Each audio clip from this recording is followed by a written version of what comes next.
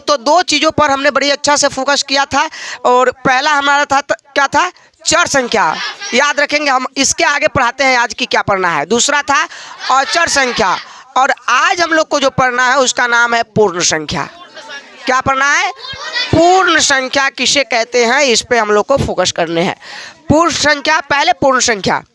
अच्छा, प्राकृत संख्या, चलो प्राकृत संख्या भी पढ़ा ही देते हैं। प्राकृत संख्या किसे कहते हैं, प्राकृत संख्या समझिए, गिनती की संख्याएं प्राकृत संख्या कहलाती है। सुनिए, सारे गिनती की संख्याएं क्या कहलाती है, प्राकृत संख्या कहलाती है। वो गिनती एक से शुरू होती है। कहाँ से, प्राकृत संख्या कहाँ से शुरू होती है, एक से शुरू होकर कहाँ तक जाती है, अनंत तक। धनात्मक की ऋणात्मक, धनात्मक, धनात्मक का धन का मतलब होता है प्लस, और ऋणात्मक का मतलब होता है माइनस। जब भी हम ऋणात्मक बोलेंगे तो क्या हो जाएगा, माइनस वाली संख्या है। धनात्मक बोलेंगे तो प्लस वाली संख्या है। तो याद रखना है, धनात्मक का मतलब प्लस, ऋणात्मक का मतलब योग का मतलब जोड़, योग का मतलब जोड़, अंतर का मतलब घटाओ या माइनस ना, अंतर का मतलब घटाओ या माइनस। ये सब चीज़ों को याद रखना है। धनात्मक योग यानी प्लस का, ऋणात्मक मतलब अंतर, ऋणात्मक अंतर यानी दोनों क्या माइनस लगेगा, याद रखेंगे।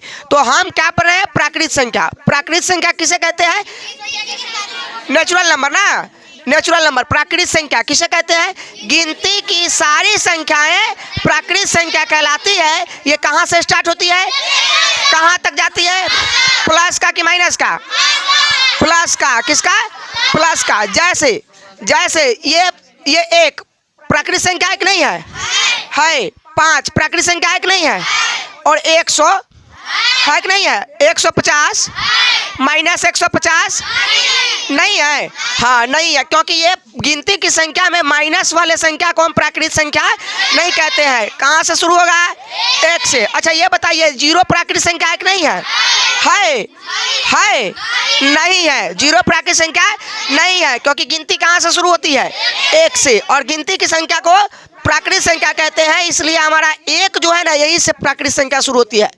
याद रखिएगा, प्राकृत संख्या 1 से शुरू होती है। देखो प्राकृत संख्या में प है ना, प से प्रथम भी होता है, यानी प्रथम मतलब पहला। तो पहले से शुरू होती है कौन, प्राकृत संख्या। पहले से कौन शुरू होती है, प्राकृत संख्या। पहला कौन अंक होता है, 1 होता है। तो गिनती की सारी संख्या प्राकृत संख्या कहलाती है, लेकिन प्राकृत संख्या 1 से शुरू होती है, अनंत तक जाती है, लेकिन धनात्मक जाती है। कौन सा जाती है, धनात्मक। याद रखना है, अनंत तक जाएगी। अनंत का मतलब वहां तक जहां आप देख नहीं सकते हैं, तो वहां तक जाती रहेंगी।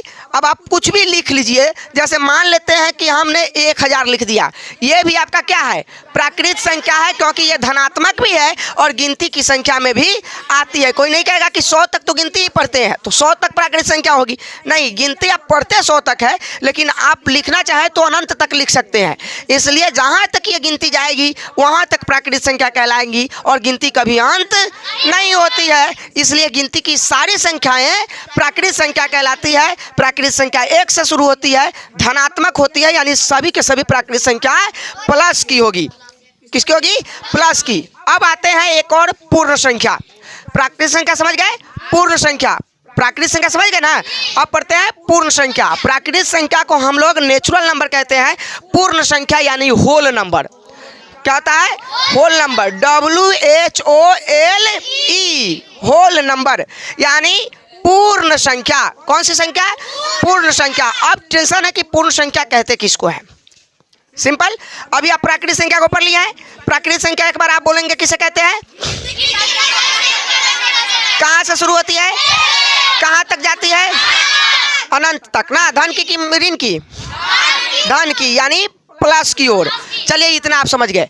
अब हम आते हैं, अच्छा इसका उदाहरण हम लिखेंगे तो कहाँ से शुरू करेंगे, 1 से, 1 2 3 और ऐसे ऐसे करके कहाँ, इनफाइनाइट ना, इनफाइनाइट कल ही ना बताए थे, उल्टा 8। इसका मतलब होता है अनंत। तो कहाँ तक चली गई, अनंत तक चली गई है। यानी ये हमारा क्लियर हो गया है कि 1 से प्राकृत संख्या शुरू होगी और अनंत तक जाएगी। सब में प्लस है, यानी सब प्लस लगाएगी। क्लियर।